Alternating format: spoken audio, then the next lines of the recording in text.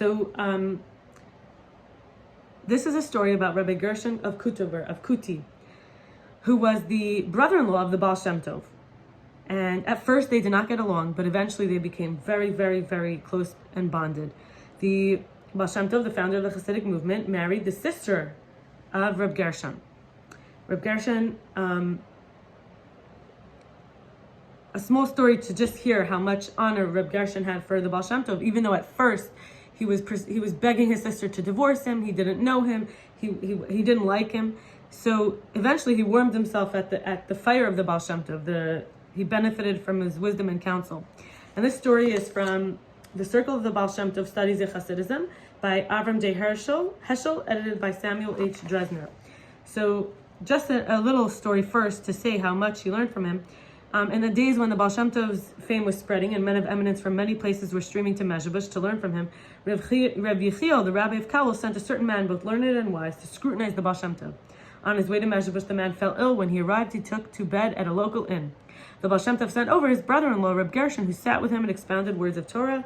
Eventually, Reb Gershon suggested that they go to the Beis Medrash, the study house, together for the afternoon service, and as soon as they were out the doors, the visitors suddenly recovered.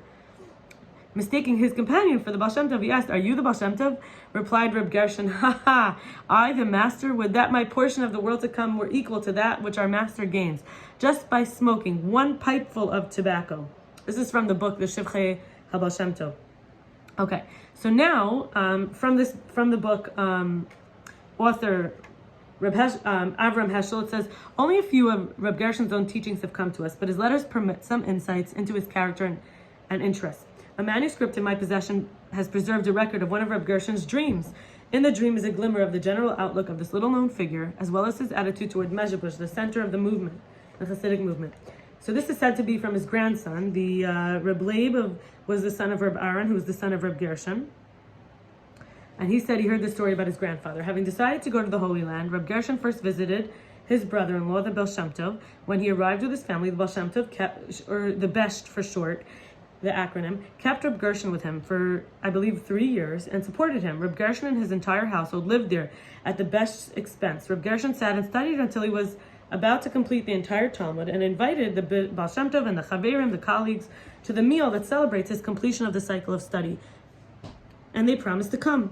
He then proceeded to study through the night to complete the last tractate and have the celebration on the next day. But by morning, he had no strength left, and after prayer, he said, "Let me nap a bit before I finish the last tractate." He lay on his bed and fell asleep. In his dream, he imagined he'd gone for a walk outside the town of Mezhebush and lost his way, wandering through forests and over hills, unable to find the road back to the town. He was especially anxious because he had invited the Besht and his colleagues to the festive meal. And now he was not going to go home in time to receive them. The thought tormented him for what seemed to be 3 days, during which he did not meet another human being. When a man eventually came into view, he was greatly relieved and inquired about the destination and was told from the man that he's from Brody, where he had left 3 days and hadn't been able to find again. And he'd been wandering till he saw him. "And who are you?" Reb Gershon asked. "I'm a behelper for a rich man in Brody." That is to say, his work consisted of accompanying the wealthy man's sons to school and also tutoring them. Now Reb Gershon told his companion about his own misfortune and worry, how the Baal Shem Tov would be at the celebration and find his host gone. The man, in turn, related his own anxiety concerning the children who were neglected for 3 days and his employer's grievance against him, which would inevitably result from this. As they're going, they saw a large and beautiful castle. Drawing near, they heard the sound of the study of Torah. Reb Gershon listened to the lesson in progress and was very pleased. They entered and saw the Rosh Yeshiva, the dean of the academy, the head of the sitting, studying with his pupils. When the class was finished, he and his companions approached the Rosh Yeshiva and asked him to show them the way back to the towns of Mezhebush and Brody, for Reb Gershon was upset at having to miss the celebration, and likewise his companion told of his worry.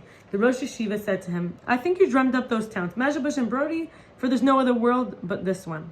And though Reb Gershon protested, "But I know that I left Mezhebush, it was to no avail," the Rosh Yeshiva insisted, "You must be dreaming about that." When Reb Gershon implored him for help, he suggested they should go to the neighboring yeshiva, as the people there might know the way back. Reb Gershon and his companion went to that yeshiva and saw the building was even grander than the first. They entered and heard a lesson which was superior to that taught at the first yeshiva, and Reb Gershon was exceedingly pleased. And as they'd done before, they approached the Rosh Yeshiva, at the head of the school, after the lesson, but they received precisely the same response as from the first one, namely that there was no other world but this one. The head of the second yeshiva likewise invited them to remain, and Reb Gershon's companion agreed. But Reb Gershon implored the Rosh Yeshiva to show him the way back, explaining his torments in vain. The Rosh Yeshiva could only say, "Go to the third yeshiva, there you might find what you're seeking." Reb Gershon and his companion went on to the third yeshiva, an overwhelmingly beautiful building, both massive and magnificent. They entered it, and once again the third yeshiva invited them to remain, but Reb Gershon refused, and at that point his companion returned back to the second yeshiva. He was merely accompanying Reb Gershon to the third. Reb Gershon told the Rosh Yeshiva, "How can I bear not to be present at the festive meal when the Baal Shem Tov arrives?" As soon as Reb Gershon mentioned the name of the Baal Shem Tov, in that world, the head of the academy and all its members shook in awe. The Rosh Yeshiva repeated his invitation to Reb Gershon to remain, and Reb Gershon repeated his refusal, mentioning the Baal Shem Tov for a second time. Once again they trembled. At last the Rosh Yeshiva was forced to ask that a map of all the worlds be brought to him. After studying the map, he said to Reb Gershon, "True, there's a tiny, most corrupt world in which a town called Mezhebush is located. If you follow my advice, however, you would remain with us." Reb Gershon refused. Then the Rosh Yeshiva instructed two of his pupils to take Reb Gershon to his town. They opened a door and cast him through it, and Reb Gershon awakened, found himself lying in his bed. The entire episode had taken approximately half an hour. Just then the Baal Shem, and remember, he thought he was walking for 3 days and gone to 3 yeshivas. The entire episode had taken approximately half an hour. Just then the Baal Shem Tov and all the colleagues arrived for the festive meal, and the Baal Shem Tov was silent. He immediately sent to Brody to inquire after the man who had figured in Reb Gershon's dream. The report was that the man had just died in his sleep. The Baal Shem Tov observed that the world was in need of that man, for he was apparently the soul of Yosef the righteous. But he agreed to stay there.